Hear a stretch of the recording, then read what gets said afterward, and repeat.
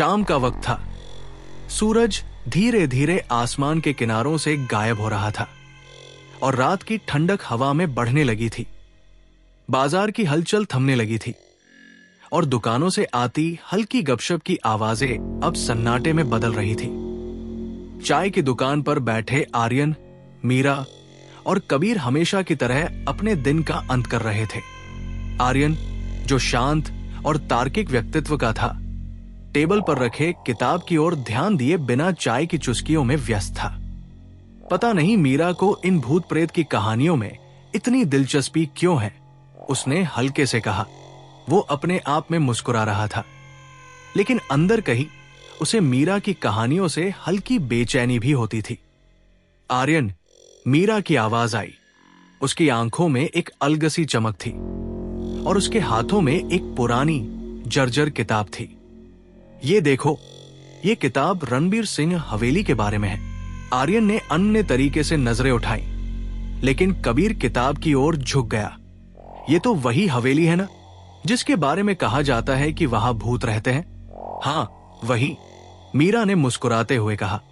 यह किताब रणबीर सिंह की कहानी बताती है। वो एक जमींदार था जिसने न जाने कितने लोगों का शोषण किया था।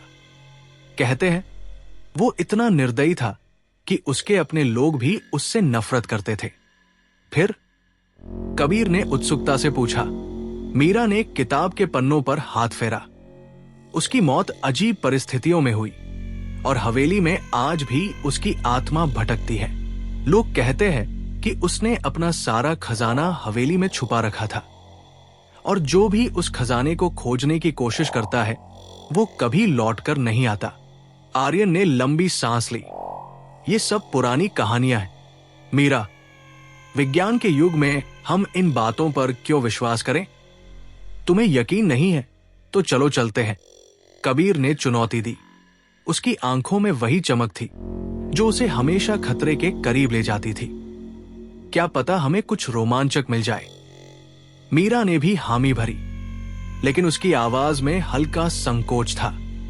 अगर यह रिसर्च प्रोजेक्ट की तरह किया जाए तो? आर्यन ने सिर झुकाकर कहा। तुम दोनों पागल हो, लेकिन अगर मैं नहीं आया तो तुम लोग जरूर मुसीबत में पड़ोगे। यही बात है आर्यन, कबीर ने हंसते हुए कहा। हम आज रात ही चलेंगे। चांदनी रात के नीचे तीनों दोस्तों ने रणबीर सिंह की हवेली तक जाने का सफर शुरू किया। हवा में एक अजीब सी ठंडक थी और उनके कदम जैसे हवेली की ओर बढ़ते जंगल और भी डरावना लगने लगा। रास्ता वीरान और सुनसान था। चिड़ियों की हल्की चीख और घास की सरसराहट ने वातावरण को और भी भयावह बना दिया। आर्यन, जो आमतौर पर अपने आप को शांत रखता था, अब चुप था। मीरा ने ध्यान दिया कि आर्यन बार बार आसपास देख रहा था, जैसे उसे कोई अनजानी चीज का इंतजार हो। डर लग रहा है? मीरा ने चुटकी ली। आर्यन ने सिर हिलाते हुए जवाब दिया, डर नहीं, बस सोच रहा हूं कि हमने अपनी परीक्षा की तैयारी छोड़कर यह क्या करने का फैसला किया। कबीर हमेशा की तरह उत्साहित था। उसने अपने फोन की फ्लैशलाइट ऑन की और मजाक में कहा, यार, ये जगह तो किसी हॉरर फिल्म का सेट लग रही है। क्या लगता है हमें भूत दिखेगा या कोई पुराना खजाना? मीरा ने जवाब दिया, जो भी होगा हमें सावधान रहना होगा। ये जगह अजीब लग रही है। उसकी आवाज में हल्की बेचैनी थी, लेकिन रोमांच उसकी आंखों में चमक रहा था। हवेली के पास पहुंचते ही उनकी सांसें जैसे थम गई। विशाल हवेली, टूटी फूटी संरचना और दीवारों पर फैली काई किसी भूतिया महल जैसी प्रतीत हो रही थी।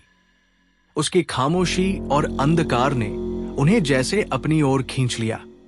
दरवाजे के ऊपर एक पुराना लेकिन डरावना प्रतीक था, जिसे देखकर मीरा ने कहा, यह प्रतीक कुछ अनोखा है, शायद किसी पुरानी प्रथा से जुड़ा हो। आर्यन ने हल्की आवाज में कहा, यह सब बेकार है, चलो अंदर चलते हैं और जल्दी वापस आते हैं। जैसे ही उन्होंने हवेली के मुख्य दरवाजे को धक्का दिया, दरवाजा चरमराते हुए खुल गया। उनकी सांसें ठंडी हवा में जमने लगी। अंदर का माहौल उनकी उम्मीद से भी ज्यादा भयावह था। दीवारों पर लटके पुराने चित्र, फर्श पर बिखरा सामान और हर जगह फैली धूल, ये सब जैसे अतीत की किसी डरावनी कहानी को बता रहे थे। ये जगह तो सच में भूतिया है, कबीर ने कांपते हुए कहा। उसके उत्साह में अब हल्की झिझक थी। मीरा ने चारों ओर ध्यान से देखना शुरू किया। हवेली के विशाल हॉल में पहुंचकर उनके कदम अचानक धीमे पड़ गए। कमरे का भयानक माहौल चारों ओर दबाव सा बना रहा था। हर दीवार पर लटकते चित्र जैसे उनकी निगरानी कर रहे थे। फर्श पर धूल से अटा सामान और छत से झूलते पुराने झाड़फानूस ने हवेली को न सिर्फ डरावना बल्कि जीवित सा बना दिया था। हॉल के बीचों बीच एक विशाल पुराना आईना था। उसकी सतह पर धूल और दरारें थी, लेकिन ऐसा लग रहा था जैसे वो अंदर कुछ छुपा रहा हो। कबीर ने मजाक करते हुए कहा, ये आईना तो हवेली का बॉस लगता है, देखते हैं इसमें क्या राज छुपा है। मीरा ने आईने के पास कदम बढ़ाया। उसकी आंखों में उत्सुकता और हल्का डर था। उसने अपनी उंगलियां आईने की धूल भरी सतह पर फेरी। अचानक जैसे हवा रुक गई, कमरे की ठंडी हवा और तेज हो गई और उनकी सांसें थम सी गई। आईने की सतह पर एक गहरा लाल धब्बा उभर आया जो धीरे धीरे फैलने लगा। अचानक आईने में एक लंबा डरावना साया दिखाई दिया। उसकी भयानक आवाज पूरे हॉल में फैल गई। तुमने मेरी शांति भंग की है, अब इसका अंजाम भुगतने के लिए तैयार हो जाओ। कबीर ने अपनी साहसी आदत को दिखाते हुए आईने को छुआ, लेकिन जैसे ही उसने ऐसा किया, साया तेजी से आईने से बाहर आया और कबीर को अपनी ठंडी बाहों में जकड़ लिया। उसकी चीख कमरे में गूंज उठी। आर्यन और मीरा चीखते हुए कबीर को बचाने दौड़े। आर्यन ने पास पड़ी लोहे की छड़ी उठाई और साये पर वार किया, लेकिन छड़ी साये से आर पार हो गई, मानो वो केवल धुआं हो। हॉल अचानक से बदलने लगा। दीवारें हिलने लगी और छत से झाड़फानूस गिरने की धमकी देने लगे। आईने की सतह टूटने लगी और उससे हजारों छोटी काली परछाइयां निकलने लगी। हर परछाई एक घिनौने चेहरे में बदलने लगी जो उनकी ओर झपटने के लिए तैयार थी। आर्यन और मीरा किसी तरह एक कमरे में छिपकर दरवाजा बंद कर सके, लेकिन अचानक उन पर बेहोशी छाने लगी। जब उनकी आंखें खुली तो मीरा और आर्यन ने खुद को एक बार फिर हवेली के सामने पाया। अंधेरा वैसा ही था, ठंडी हवा उनकी त्वचा को सिहरा रही थी और कबीर, जो कुछ समय पहले उनकी आंखों के सामने मारा गया था, अब उनके साथ खड़ा था। क्या हुआ, तुम दोनों डर गए? उसने मुस्कुराते हुए कहा, मानो कुछ हुआ ही न हो। आर्यन और मीरा दोनों सकते में थे। उन्होंने बार बार उस भयावह दृश्य को देखा था जहां कबीर की जान ली गई थी, लेकिन हर बार जब वे प्रतीत होते खतरे से निकलने की कोशिश करते, समय जैसे एक झटके में पीछे खिंच जाता और उन्हें शुरुआत में ले आता। हम फंस गए हैं, मीरा ने घबराते हुए कहा। यह समय का चक्र है, हम फिर से वही सब झेलने वाले हैं जब तक कि हम इससे बाहर निकलने का रास्ता नहीं खोजते। आर्यन ने चारों ओर देखा। उसके चेहरे पर डर और गहरी सोच का मेल था। हमें इस खेल को समझना होगा। रणबीर सिंह हमारी हर चाल को रोकने की कोशिश करेगा और हर बार ये जगह और भी खतरनाक हो जाएगी। वे जानते थे कि हवेली के तहखाने में छुपे प्रतीक को तोड़ना ही इस चक्र से बाहर निकलने का एकमात्र तरीका था, लेकिन प्रतीक तक पहुंचना एक चुनौती थी। हवेली जैसे जीवित हो गई थी, जो उन्हें हर कदम पर रोकने की कोशिश कर रही थी। हवेली की दीवारों से अजीब आवाजें आ रही थी। हवा में एक सर्द झोंका उनके शरीर को जकड़ता हुआ महसूस हो रहा था। कदमों की गूंज इस डरावनी खामोशी में गहराई जोड़ रही थी। जैसे ही वे तहखाने की ओर बढ़े, रास्ता और डरावना हो गया। यहां कुछ सही नहीं है, आर्यन ने धीरे से कहा। मीरा ने सिर हिलाया। रणबीर सिंह चाहता है कि हम डर के मारे पीछे हट जाएं। तहखाने की सीढ़ियां लंबी और अंधेरे में डूबी हुई थी। हर कदम पर ऐसा लगता था जैसे उन्हें पकड़ने के लिए कुछ बढ़ रहा हो।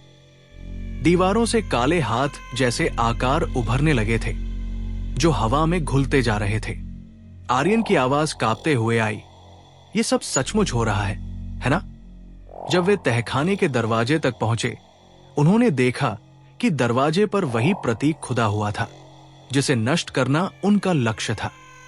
मीरा ने कहा, यही वो जगह है, यही हमें इसे खत्म करना होगा। जैसे ही आर्यन ने दरवाजे को खोला, हवा की तेज गूंज उनके कानों में धमाका करने लगी। अंदर अंधेरे के बीच एक हल्की लाल रोशनी दिख रही थी। प्रतीक वही था, एक काले पत्थरों का बना चक्र जिसकी मध्य में रहस्यमयी आकृति चमक रही थी।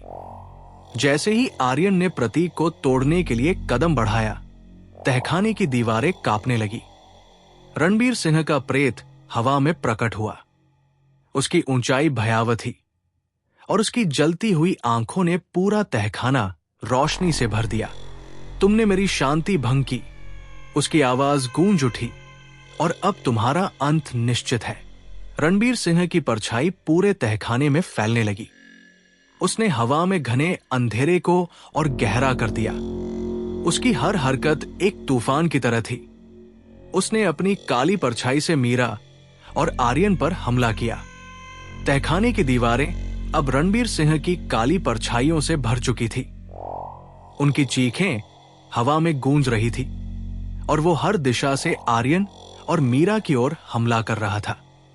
तुम मेरे खजाने को छूने की हिम्मत कैसे कर सकते हो? उसकी आवाज ने तहखाने को झकझोर दिया। मीरा ने अपने चारों ओर देखा। तहखाने की फर्श पर बने खून के निशान और दीवारों पर उभरे डरावने चेहरे उन्हें घूर रहे थे। उसने आर्यन को प्रेरित करने की कोशिश करते हुए कहा, हमें हिम्मत नहीं हारनी चाहिए। ये साया हमें रोकने के लिए सब कुछ करेगा, लेकिन हमें प्रतीक तक पहुंचना होगा। रणबीर सिंह ने अपनी ताकत का प्रदर्शन करते हुए फर्श को दरारों से भर दिया। उनमें से आग की लपटें उठ रही थी, मानो वो उन्हें पूरी तरह से खा जाना चाहता हो। आर्यन ने अपनी पूरी ताकत लगाते हुए पास पड़ा एक भारी पत्थर को उठाया और प्रतीक की ओर भागा। तभी रणबीर सिंह ने अपने लंबे और अंधेरे हाथों को फैलाया और एक झपट्टा मारते हुए आर्यन को रोकने की कोशिश की। पर मीरा ने अपनी सूझबूझ का इस्तेमाल करते हुए उसके ध्यान को भटकाया। उसने दीवार से टंगी एक पुरानी लैंप को उठाकर रणबीर सिंह पर फेंक दिया।